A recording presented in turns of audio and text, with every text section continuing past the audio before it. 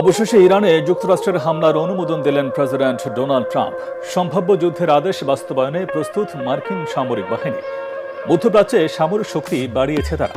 ইসরায়েলের সঙ্গে সংঘাতে ইরানের পক্ষে চীন ও রাশিয়া নৈতিক সমর্থন দিলেও তেহরান এখনও মস্কোর কোনো সহযোগিতা চায়নি বলে জানিয়েছেন প্রেসিডেন্ট ভ্লাদিমির পুতিন। এই যুদ্ধে ইরানের পক্ষ নিয়ে বিবৃতি দিয়েছে উত্তর কোরিয়া ও পাকিস্তান, তবে ইহুদিদের পক্ষে দাঁড়িয়েছে ভারত। তুমুল এই উত্তেজনাকর পরিস্থিতিতে নিরাপত্তা পরিষদের জরুরি বৈঠক ডেকেছে জাতিসংঘ। বিস্তারিত শরীফুল ইসলামের প্রতিবেদনে।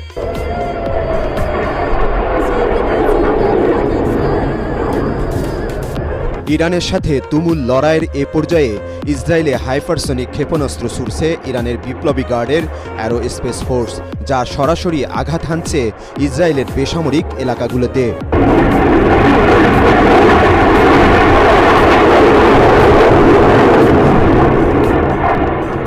ইরানের দাবি, ফাত্তা নামের হাইপারসনিক ক্ষেপণাস্ত্রগুলো ইসরায়েলের আকাশ প্রতিরক্ষা ব্যবস্থা ভেদ করে সফলভাবে আক্রমণ চালাচ্ছে।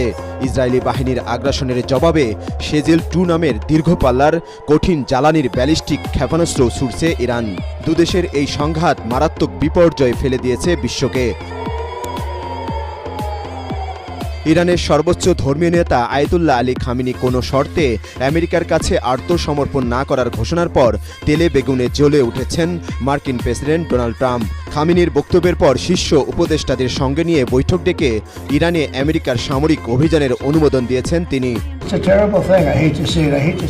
ইরান যদি আত্মসমর্পণ না করে তাহলে খামেনির জন্য শুভকামনা।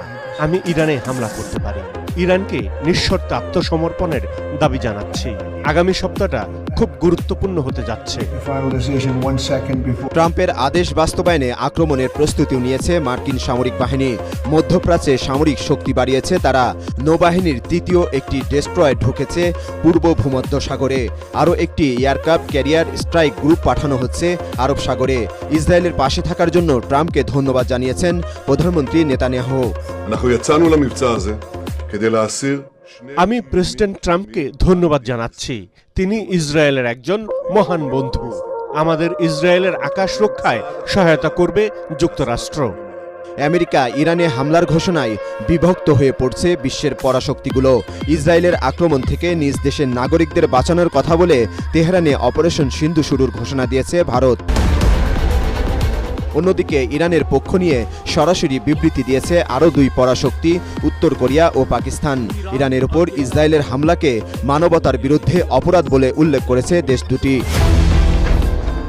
ইরানে আমেরিকার আগ্রাসন পরিকল্পনার বিরুদ্ধে তীব্র প্রতিক্রিয়া দেখিয়েছে চীন। যুক্তরাষ্ট্র ছাড়া বিশ্ব আরও নিরাপদ বলে টুইট করেছেন প্রেসিডেন্ট শি জিনপিং।